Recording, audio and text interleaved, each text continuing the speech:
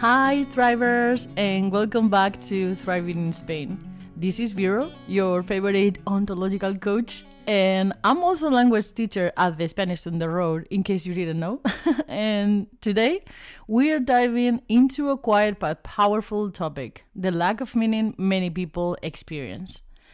And it's not exactly burnout or when you have cultural shock. It's that moment when everything looks fine on paper, but something inside feels empty. Life doesn't make sense anymore. And yeah, it's a bump on the road. So I want to explore this. But today I'm joined by Gemma Perera, a fellow ontological and social coach. Gemma, thank you for being here. Hi, Vero. Thank you for having me. I always say the lack of sense and I are friends, but we get along much better now. Well, I'm glad that you now feel better about that and you get along much better. And I think that's a perfect way to start. So how about if we talk about that friendship, how it began, and what the lack of sense, the lack of meaning feels like for you. Well, thank you for this question. Are you going? I think I can share a little bit about myself, and then you can tell us about you because here the idea is to bring different ways of the lack of meaning, and for me, it started when I moved abroad. And I had to study administration for 5 years, so I was supposed to be an administrative, and I didn't like it. So I took random jobs just to survive, and every day felt the same. Like going out with my friends, the same. Conversations with them, the same. Going at work, same conversations, same week, like going over and over. So I realized that I needed life to count for something. I was actually repeating this sentence to everyone that I was seeing at that time. Like, I need life to count for something. I don't know what's going on, but I don't feel like life makes sense anymore. So I decided to move abroad, which is like a choice that a lot of people take in these breakthroughs. And I was meant to be there for 3 months, but that became 6 years. And I built a whole new identity there. And that's how I eventually found purpose in teaching and then in coaching. But before that, that was a long stage where nothing made sense for me. How about you? Because I think for you was different. It wasn't about moving somewhere. How did it start for you? Well, thank you for sharing, Vero. That was very interesting, and I think it's very similar to another stories, about this existential Mm. sense. Well, from my experience, my lack of meaning began really, really early in my life. Since my childhood, I used to wonder what was the meaning of living and then dying. In spite Wow. of my childhood, yeah, it was very early. So I was like maybe I was 8 years old and I was wondering this kind of question. Mm-hmm. I didn't feel the sense of that. So, in spite of my childhood, I had very deepful thoughts, therefore, very deepful feelings. I grew Mm-hmm. up wondering the meaning of life because I felt so many contradictions between the reality coming and the reality inside of the people. I really didn't understand how people could live lying, betraying, not being honest. I think I felt so very deepful values, so I could sense all the details that are not visible, and justice burned within me, even those that no one else noticed. Then I unconsciously forced myself to build a character, or maybe some of them, to live as well, or rather, to survive in a missing meaning world for me. You can imagine how could that end? Depression, anxiety, and a long list of things. And the most painful, I cannot say, that was lost myself. I had very hard episodes in my life until I hit rock bottom. Fortunately, I'm still here after having Mm-hmm. deconstructed that character and built a new self. choosing what really makes sense to me. I can say that choosing is a very big and powerful power. It is. It is. It is crazy though that like at a such an early age you were already feeling so much. I don't know how to say this. Because you said when you were 8, right? Yeah. Mm-hmm. So you were feeling contradictions between the reality, Mhm. and also people's behavior. That's what you meant. Yeah, I don't know. It's like I saw the life, and I saw the life and the people doing things that didn't make really sense for me, Mm-hmm. because if anyone needs help, I'm gonna help him or them. So when you see people doesn't make that things, Mm-hmm. it was hard for me, you know? Yeah. I think it's related with the sensitive. Yeah, I was gonna say that. Actually, I think yeah, I think you have a superpower to be honest. Hmm. Yeah, Yeah, it's a superpower when you can transform it, because definitely. yeah, so when you are very sensitive, you can see the things that most people cannot see. Mm-hmm. I am, how are you? How you doing? Fine, I'm okay. And you see the face of the, of the person that it's very feeling bad, or something is like Yeah.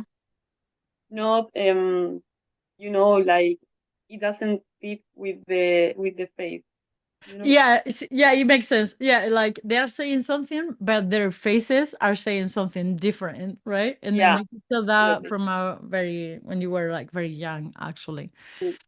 Yeah. And for me, for example, I think it was when for me it started when I moved to the States, and but I think it wasn't when I moved to the States. So I think that was something that was cooking somehow, like it was just like building up.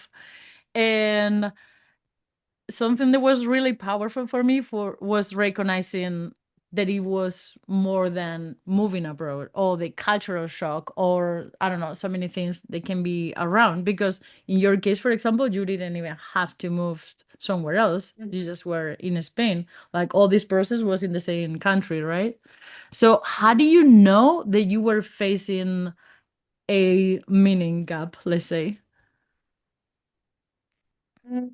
Well, that's a good question, of course.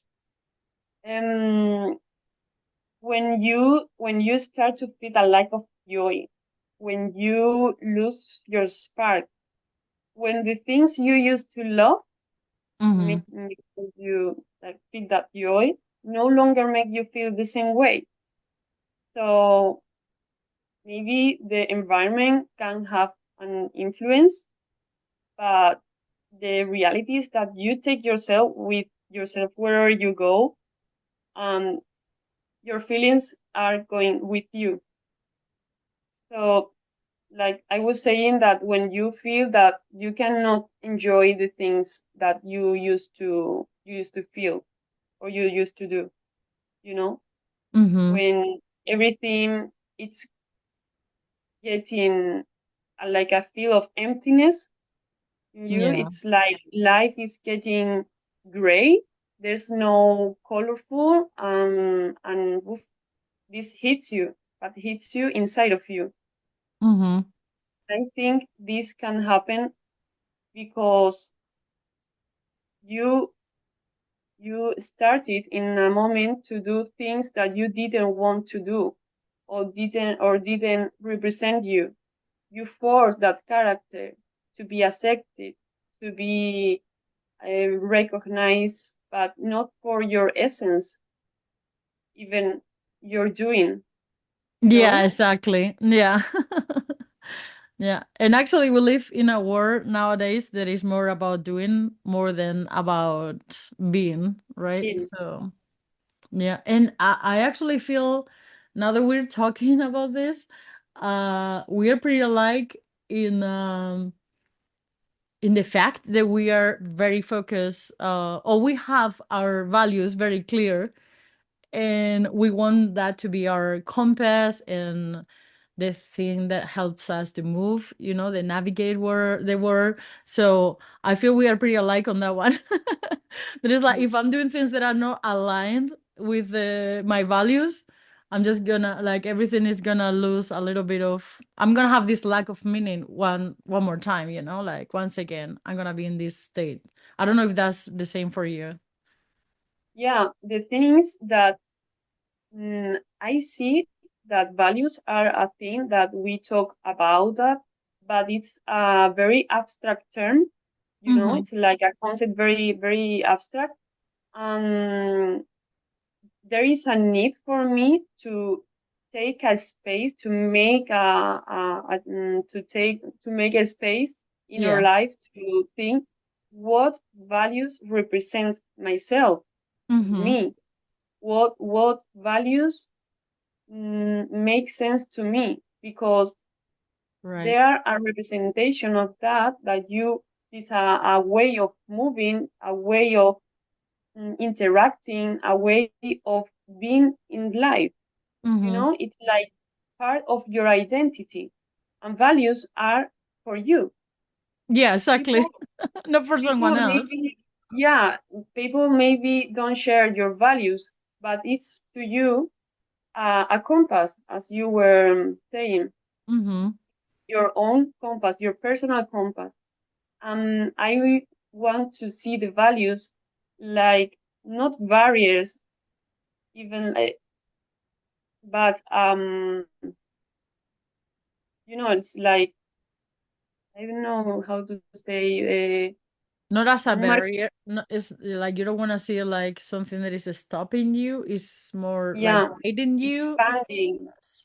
Yeah, the values make a way through where you go through, Mm-hmm. but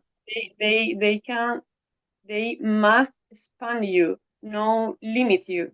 Oh, yeah, yeah, right. Yeah, I see what you mean. Yeah. So it shouldn't be like something that gives you more limits and more fear. Mhm. It's like something that can expand your knowledge and yourself, and just like a Mhm. way of growing also, right? Yeah. Mm. For me, um, yeah, because as I said, like every day seemed identical. I felt so disconnected from my emotions. And it's weird though, because I mean, I'm usually very expressive, and someone, if you get to know me a little bit, I'm very expressive. And like not having motivation and just not having interest in my hobbies or new hobbies and stuff like that, and finding conversations be the same all over again, it's just like something that drains my energy at all. And I feel like exactly that zone that you mentioned, the gray zone, like, oh, okay, but everything is the same. It's like a liner. Everything is just so within the norms and what is expected according to so many factors. And but it helped me to move to another country and another culture, obviously, because I got to know myself better and go deeper into the self-awareness.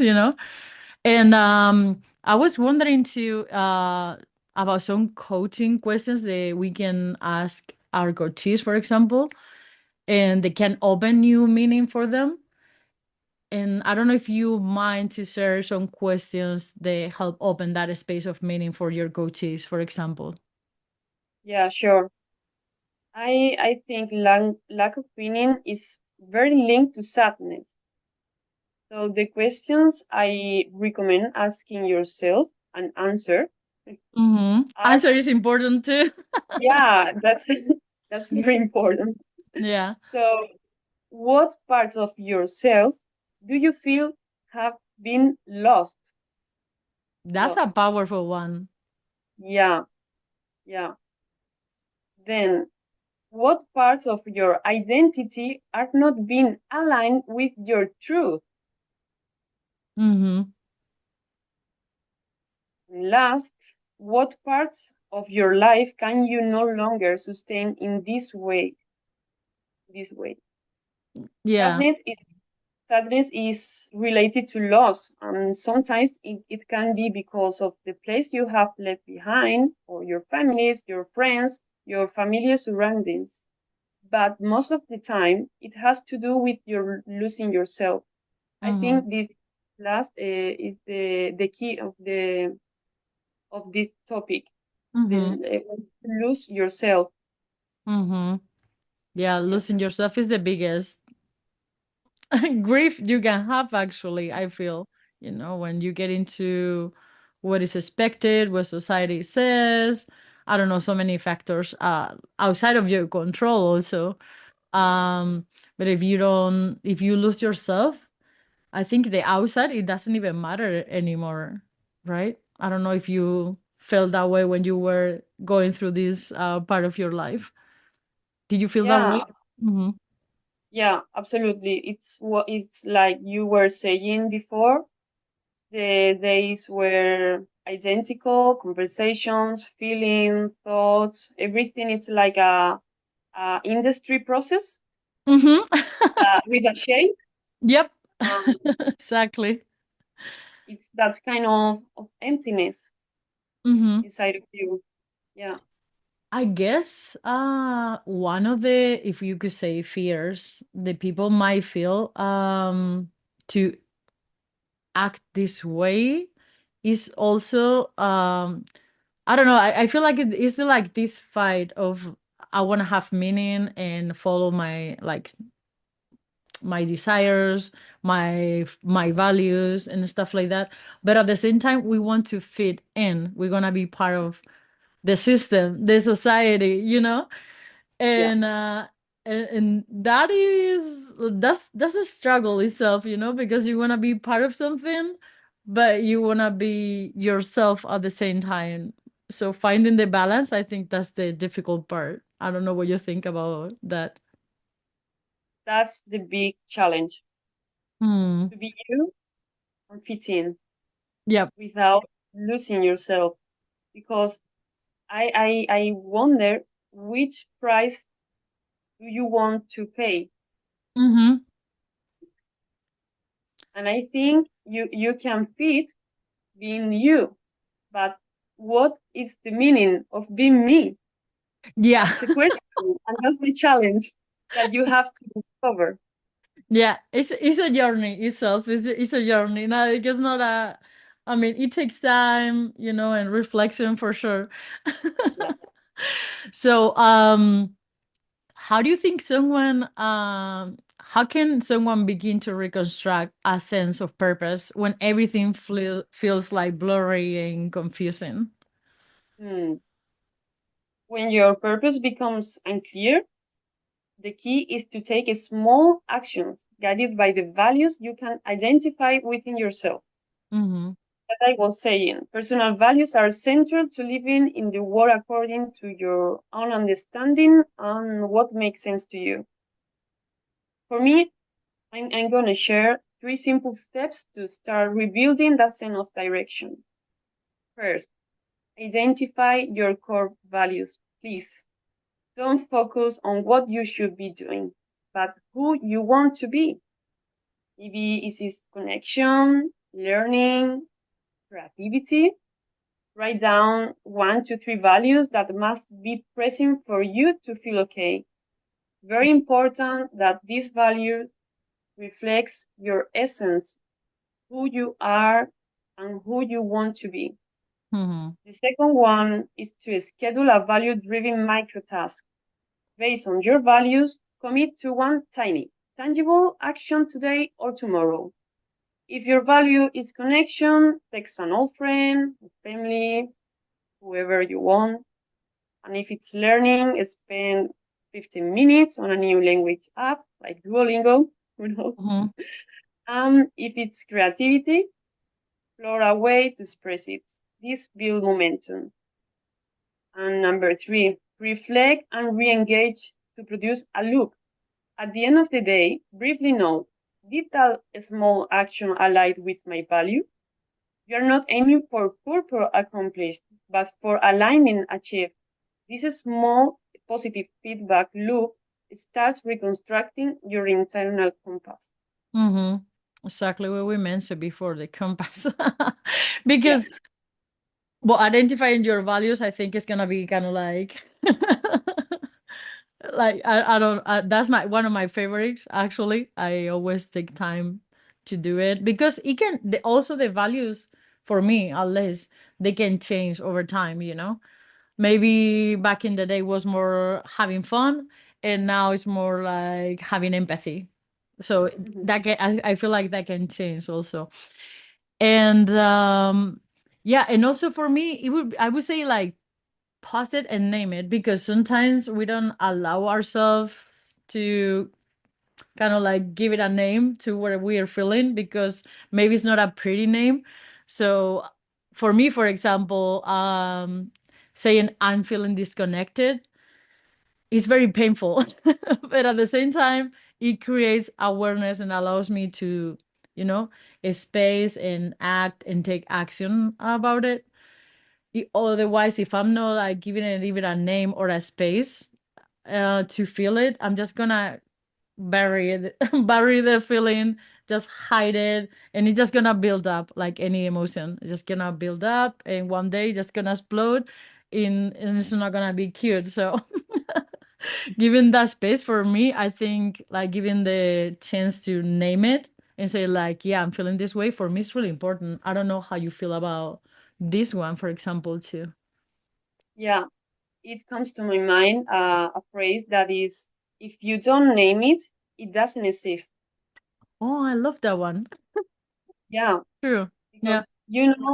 there are so many things that you think and you keep inside of you, Mm-hmm. and you don't share it. And if you don't share it, it doesn't feel like it is real. But at the same time, it's real for you.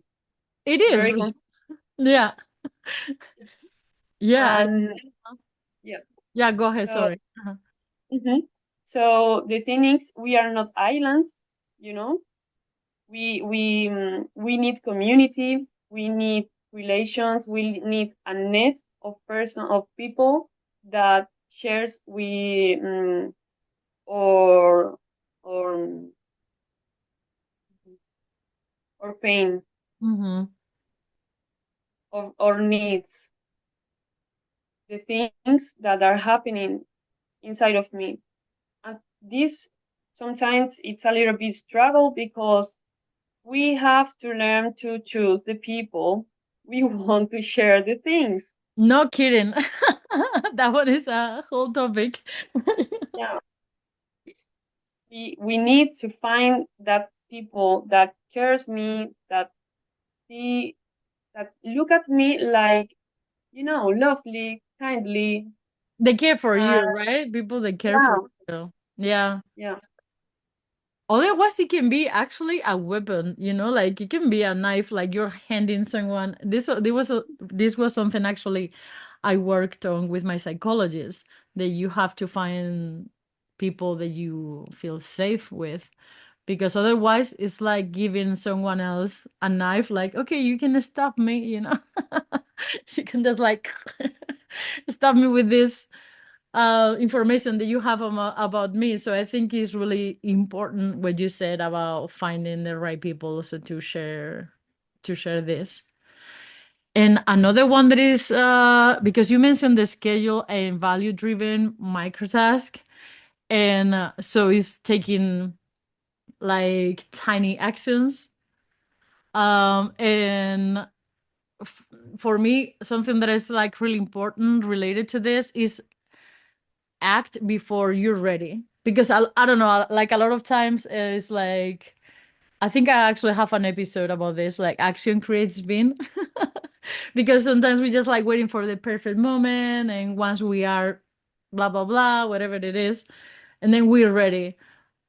But actually what creates that being is action. I don't know what you think about this topic. Oof.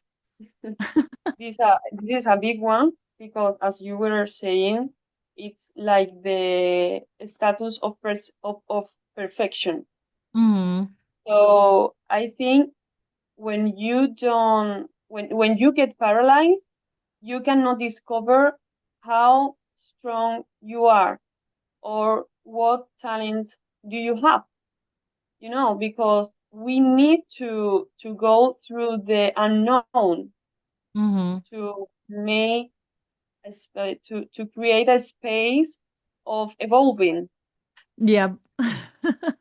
Yeah, it's Yeah. scary though. I mean, I understand that it's scary, the not knowing, and then but it's creating a space too, as you said, like you have that space to build from there, right? And if we talk about like practical tools, what practical tools do you recommend normally to your go-tos? Well, I have like two practical and effective tools. The first, when mental noise takes over and paralyze you. This one, you have to keep practice this. Speak loudly for as long as you can. Yes, speak loudly. This way, you channel all the noise in one direction and begin to express your emotions, thoughts, and feelings. It gives you the ability to become aware of what is happening to you and realize what kind of narrative you are holding on to. If it were a character speaking, what would you call them? Maybe there are the apathetic one, the fearful, even the critical. Mm-hmm. Once you have expressed everything you need, open up a space to create a new character whose dialogue opens up possibilities. Perhaps the explorer. How does an explorer speak? Generally, with curiosity. Mm-hmm. This exercise, your mind will be calmer and possibly more open to making other decisions. So your mental dialogue generates your action. Choose the narrative that serves the purpose you want to create. Hmm. This one, the mental noise. Woo. We can give it so many names. In Spanish, probably I say radiomente, like radio mind. It's like just like giving you a speech, and it definitely paralyzes you. It just stops you from doing and being, especially being. So I really love this exercise. It's kind of like this exercise that we do in coaching sessions that you can give it a name to that part of you because normally there is another part that is asking something different. Like is like this conflict between them. Yeah, you have to identify what version of you is taking the stage. Exactly. So I love that. Yeah. yeah, I think we have like very some voices, some characters, some it's so many life within me. Mm-hmm. So when you are able to identify who is taking the stage, you can um, make a difference. Mm-hmm. So here it's speaking the critical. Everything Yeah. is bad, this is not right, it's not enough. Yeah. And you can like this personalize, I don't know, Mm-hmm. when you so you can identify and then you can do something to fix or something to make everything it's going different. Yeah. Kind of like it has uh like all of them has actually somehow good intentions or a purpose at least. Hmm. Like they want actually something good from you maybe, even though they come out very harsh, they're like the critical one, for example, the one is just giving you critics and stuff like that. In the end, probably want something good for you, but obviously it's a matter to like integrate in the different part of ourselves, I feel, because otherwise it's just gonna be like a fight, like an inner fight, I don't know. This one is like, yeah, the mental noise. Oof, this one is like, we can do a whole new episode on this one another day if you want to, because this one is like really strong. And when we talked before the podcast, you mentioned also something about the survival mode. Can you tell us a little more about this? Yeah, there's a tool. Well, I think something that is essential, especially when you are facing uncertainty, it's to take down the survival mode. Mm-hmm. So, in this moment, when your ability to act or think is exhausted, I recommend a small act of self care. Mm-hmm. Self care, yeah, this can be different for each person. This is a micro action that we will call 5 minutes of tenderness, and that will be non negotiable. So it could be drinking a glass of water mindfully, listening to a song that reconnects you with joy, or looking at a photo that brings you back to a moment of peace. This small, deliberate action will help you renew your ability to face the day. And I recommend extending this practice a little more each day. As someone once said, no one comes up with a good idea when they are stressed. We have to open up this space where I am on the center of my life. I Hmm. need care of me. Definitely. In this one is, yeah, I love this one. Probably I have to just write it down. Because that is so true. No one comes up with a good idea when they are stressed, because you are like in this like flight or fight response, and normally things don't come out as good as if you're taking or taking a decision, or no, making a decision or taking some action when you are like not aligned or not like in your center and calm. Yeah, that's definitely one of the ones that I have to work on too. Because even though Yeah. we do coaching, obviously we have to work on ourselves too. Here and there, to be able to accompany other persons on their process, right?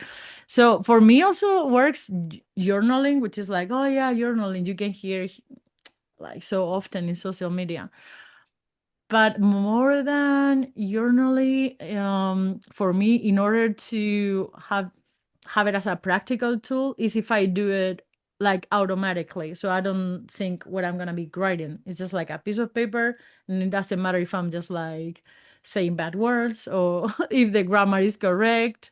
It's just like dumping everything that is on my brain so that I can connect with what I'm feeling, and if I'm aligned with what I'm needing in life, right? Do you practice journaling and stuff like that, or what helps you the most? The things that you share with us today, or is there anything else you do kind of like on a daily basis, so during the week? Well, I make a mix. Mm. So for me, every day I do journaling, I meditate, Mm-hmm. and I do some stretching. It's like a ritual for me in the morning. Mm-hmm. I woke up and then I drink my glass of water to clean to clean my channel, Yeah, exactly. and Uh-huh. then I do the stretching slowly with presence, feel me, and then I meditate. Sometimes I connect with my inner child. Mm-hmm. Say hello, how are you? And then it's like hugging her, Uh-huh. and then I write down from my freedom, as you say. It's like letting the things going up. Yeah, just like letting things go on the paper, and well, Yeah. I mean, you have a very complete ritual, let's say, to take care of yourself. I really like it. Yeah. And a lot of people have misconceptions um about this, like the lack of meaning, and how emptiness can also transform us. And what do you think is one of the misconceptions that you've noticed about finding meaning?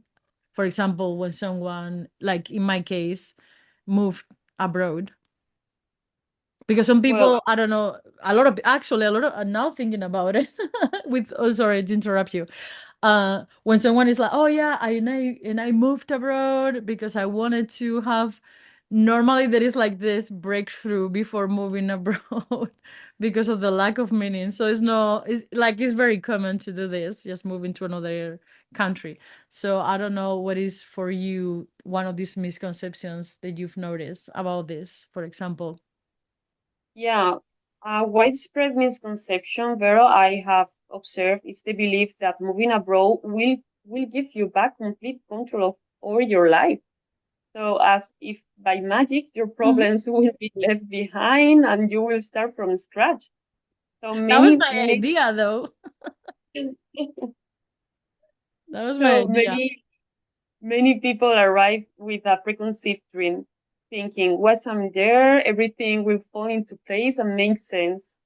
And this is possible, why not? But sometimes it doesn't happen that way.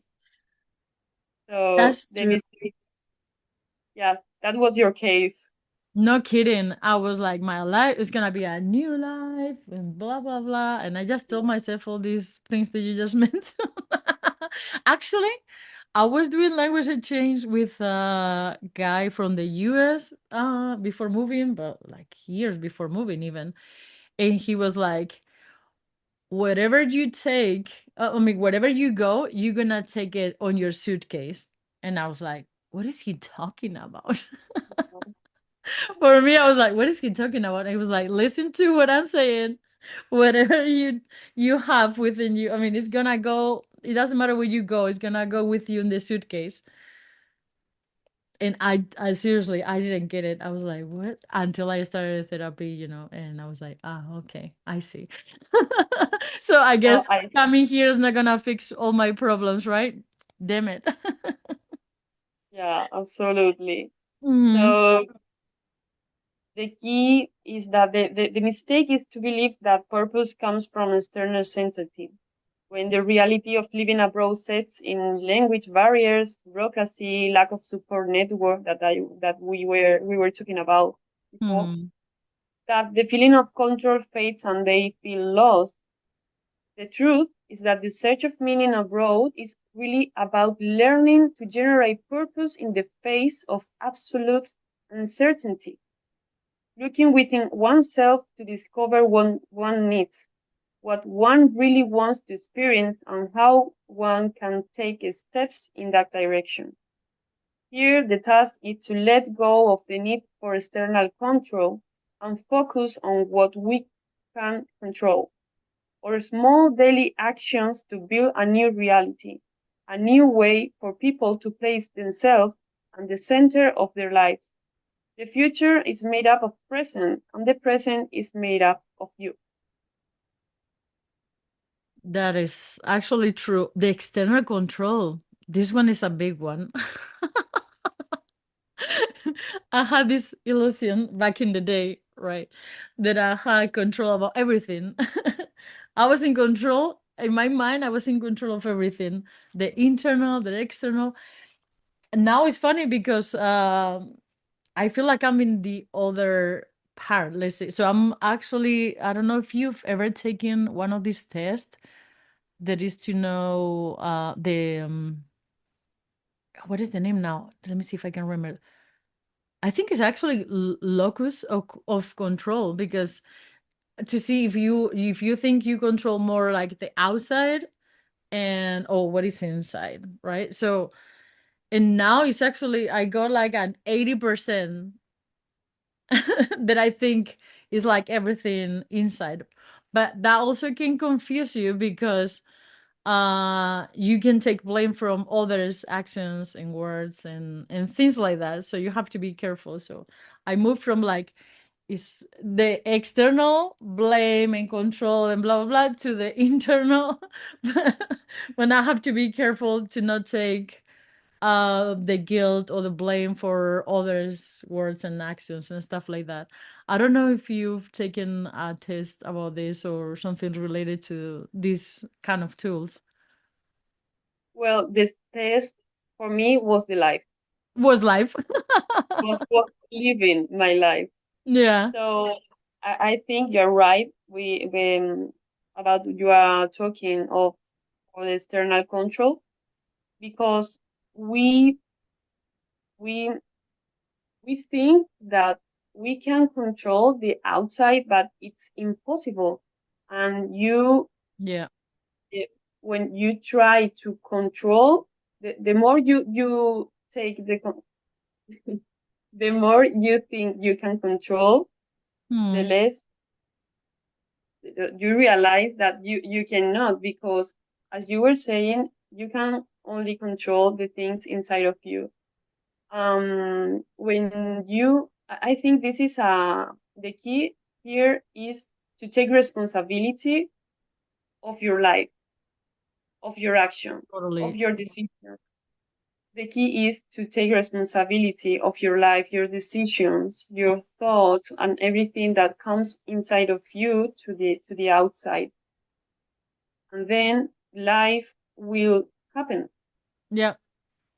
And the thing you can do is only within you. Yep. So that's That's it. a very important, yeah. Yep, because it otherwise it just like brings you a bunch of sufferment if you're it just takes, I don't know, I just feel like one of the biggest sources from sufferment is that trying to control everything that is outside of your control. So yeah. And I then agree. when someone is making progress and when rebuilding their sense of purpose, for example, just to kind of like wrap it up here, how do you know that someone is actually making that progress? This is nice. When you know someone is truly progressing and not just copying, when you see change in two main areas, ownership and flow. I mean, they stop feeling like a supporting character and start taking center stage in their own life. This manifests itself in small, aligned decisions. They begin to reject things that drain them and actively seek connection with people who are aligned with their emerging values. It's about moving from reaction to intentional decision making.